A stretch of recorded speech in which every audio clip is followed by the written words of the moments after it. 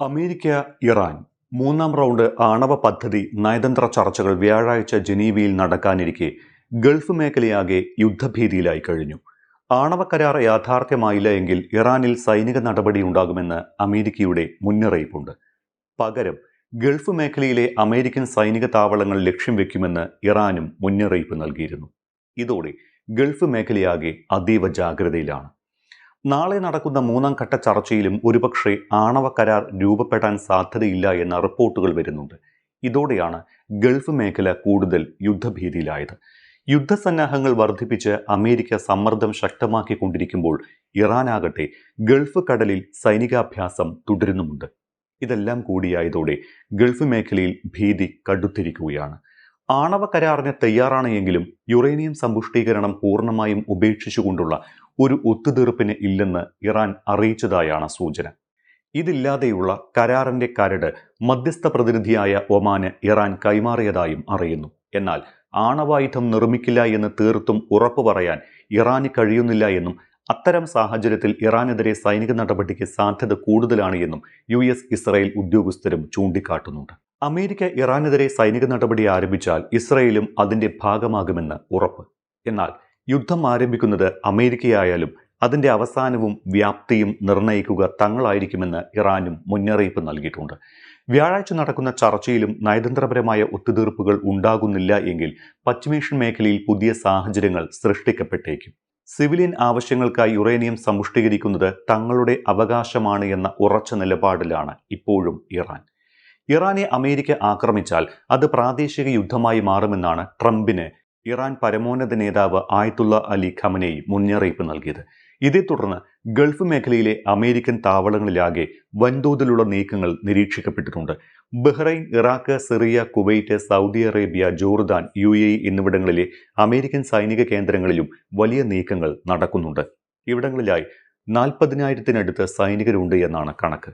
ഏതെങ്കിലും സാഹചര്യത്തിൽ യുദ്ധമുണ്ടായാൽ ഈ സൈനികരെയും സൈനിക താവളങ്ങളെയും ഇറാൻ ലക്ഷ്യം വയ്ക്കുമെന്ന് US ഉദ്യോഗസ്ഥർ ഭയപ്പെടുന്നു.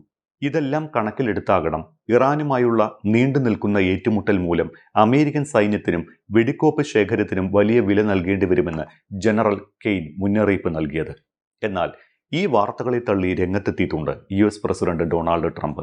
യുദ്ധം തിരിച്ചടിയാകുമെന്ന് കെയ്ൻ പറഞ്ഞിട്ടില്ല എന്നും മറിച്ച് ഇറാൻ യുദ്ധം എളുപ്പത്തിൽ വിജയിക്കാവുന്ന ഒന്നാണെന്നാണ് ജനറൽ കെയ്നിന്റെ അഭിപ്രായമെന്നും ട്രംപ് തന്റെ സമൂഹമാധ്യമ പ്ലാറ്റ്ഫോമായ ട്രൂത്ത് സോഷ്യലിൽ കുറിച്ചിട്ടുണ്ട്. ഒത്തുതീർപ്പിലെത്തിയില്ലെങ്കിൽ ഇറാനെ ആക്രമിക്കുമെന്ന നിലപാടിൽ നിന്ന് പിന്നോട്ടില്ല എന്ന് അരക്കിട്ടുറപ്പിക്കുകയാണ് ട്രംപ്. മൂന്നാം വട്ട ചർച്ച നാളെ ജനീവയിൽ നടക്കാനിരിക്കെയാണ് ട്രംപിന്റെ ഈ പ്രസ്താവന എന്നതും ശ്രദ്ധേയം. സൈനിക നടപടി വേണോ വേണ്ടയോ എന്ന കാര്യത്തിൽ അന്തിമ തീരുമാനമെടുക്കുന്നത് താനാണ് എന്നുകൂടി ട്രംപ് പറഞ്ഞു വെക്കുന്നുണ്ട്. Top military commander general Dan Caine മുന്നറിയിപ്പ് നൽകിയെന്ന തരത്തിലുള്ള വാർത്തകൾ തള്ളിക്കൊണ്ട് ട്രംപ് പറഞ്ഞത് ഇങ്ങനെയാണ്: മാധ്യമങ്ങൾ നുണ പ്രചരിപ്പിക്കുന്നു. ഇത്തരം വാർത്തകൾ 100% തെറ്റാണ്. ഇറാനുമായി യുദ്ധം വേണ്ട എന്ന് ജനറൽ കെയ്ൻ പറഞ്ഞിട്ടില്ല. യുദ്ധം ആരും ആഗ്രഹിക്കുന്നില്ല എങ്കിലും ഒരു സൈനിക നടപടി ഉണ്ടായാൽ അത് വളരെ വേഗത്തിൽ എളുപ്പത്തിൽ വിജയിക്കാവുന്ന ഒന്നാണെന്നാണ് ജനറലിന്റെ അഭിപ്രായം. 2025 ജൂണിൽ ഇറാനിൽ നടത്തിയ മിഡ്നൈറ്റ് ഹാമർ ഓപ്പറേഷന് നേതൃത്വം നൽകിയതും ജനറൽ കെയ്നാണ്. അദ്ദേഹത്തിന് ഇറാനെക്കുറിച്ച് വ്യക്തമായ ധാരണയുണ്ട്. അതുകൊണ്ടാണ് യുദ്ധം എളുപ്പത്തിൽ ജയിക്കാമെന്ന് ജനറൽ കെയ്ൻ വിശ്വസിക്കുന്നത് എന്നും ട്രംപ് പറയുന്നു.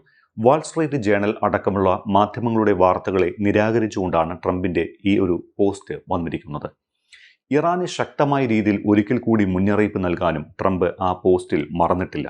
ആണവ പദ്ധതി സംബന്ധിച്ച് ഇറാനുമായി കരാറിൽ എത്താനാണ് താൻ ആഗ്രഹിക്കുന്നത്.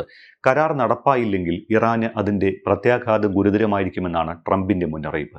യുദ്ധം വേണോ വേണ്ടയോ എന്ന കാര്യം തീരുമാനിക്കുന്നത് താനാണ് എന്നുകൂടി ട്രംപ് ഇറാനെ ഓർമ്മിപ്പിക്കുന്നുണ്ട്. അതേസമയം തന്നെ മിഡിൽ ഈസ്റ്റിലാകെ അമേരിക്ക തങ്ങളുടെ സൈനിക സാന്നിധ്യം വർദ്ധിപ്പിച്ചിരിക്കുകയാണ്. യുദ്ധസാധ്യതകൾക്കിടയിലും നയതന്ത്ര നീക്കങ്ങളും സജീവമാണ്. ചരിത്രപരമായ ഒരു കരാറിനുള്ള സാധ്യത തള്ളിക്കളയാനാകില്ല എന്ന് ചർച്ചാ പ്രതിനിധിയായി പങ്കെടുത്ത ഇറാൻ വിദേശകാര്യമന്ത്രി അബ്ബാസ് അരാക്ചി അറിയിച്ചിട്ടുണ്ട്. അതേസമയം തന്നെ ഒരു തരത്തിലുള്ള വിട്ടുവീഴ്ചകൾക്കും തയ്യാറല്ല എന്നാണ് ഇറാൻ ഇപ്പോഴും നിലപാടെടുത്തിരിക്കുന്നത്. പരസ്പരമുള്ള താൽപ്പര്യങ്ങളും ആശങ്കകളും പരിഹരിക്കുന്ന ഒരു അഭൂതപൂർവമായ കരാറിനുള്ള ചരിത്രപരമായ അവസരമാണ് മുന്നിലുള്ളത് എന്നാണ് അരാക്ചി പറഞ്ഞത്. പക്ഷേ ഈ ചരിത്ര കരാർ യാഥാർത്ഥ്യമാകണമെങ്കിൽ നയതന്ത്രത്തിന് മുൻഗണന നൽകണമെന്നാണ് അരാക്ചി പറഞ്ഞിട്ടുള്ളത്. അതായത് അമേരിക്ക യുദ്ധനീക്കത്തിൽ നിന്ന് പിന്മാറണമെന്നാണ് ഇറാന്റെ ആവശ്യം. മേഖലയിൽ US സൈനിക വിന്യാസം ശക്തമാക്കിയതിനും കരാർ നടപ്പിലായില്ലെങ്കിൽ ആക്രമണം നടത്തുമെന്നുമുള്ള ട്രംപിന്റെ ഭീഷണിക്കും പിന്നാലെയാണ് അരാക്ചിയുടെ ഈ വാക്കുകളും വരുന്നത്. എന്നാൽ രാജ്യ താൽപര്യങ്ങളിൽ വിട്ടുവീഴ്ച ചെയ്തുകൊണ്ടുള്ള ഒരു കരാർ ഒരിക്കലും യാഥാർത്ഥ്യമാകില്ല എന്നും അരാക്ചി അസന്നിഗ്ധമായി വ്യക്തമാക്കിയിട്ടുണ്ട്. സമാധാനപരമായ ആവശ്യങ്ങൾക്കായി ആണവ സാങ്കേതികവിദ്യ ഉപയോഗിക്കാനുള്ള അവകാശം തങ്ങൾക്കുണ്ട് എന്നാണ് ഇറാൻ അവകാശപ്പെടുന്നത്. പക്ഷേ ഇറാൻ ഒരിക്കലും ആണവായുധങ്ങൾ നിർമ്മിക്കില്ല. എന്നാൽ അതിന്റെ പേര് പറഞ്ഞ് നടത്തുന്ന ഏതൊരു ചെറിയ ആക്രമണത്തെയും തങ്ങളുടെ പരമാധികാരത്തിന്മേലുള്ള കടന്നുകയറ്റമായി കാണുമെന്നും കടുത്ത പ്രത്യാഘാതം നേരിടേണ്ടി വരുമെന്നും ഇറാൻ വിദേശകാര്യ മന്ത്രാലയം മുന്നറിയിപ്പ് നൽകിയിട്ടുണ്ട്. പരസ്പരമുള്ള ഈ മുന്നറിയിപ്പ് നൽകലുകൾക്കിടയിലാണ് വ്യാഴാഴ്ച ജനീവയിൽ ചർച്ച നടക്കാൻ പോകുന്നത്.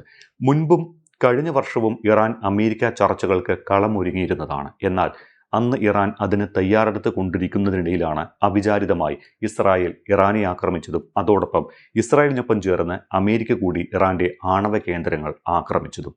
ഇതോടെ ഇറാൻ ചർച്ചകളിൽ നിന്ന് പിന്മാറുകയായിരുന്നു.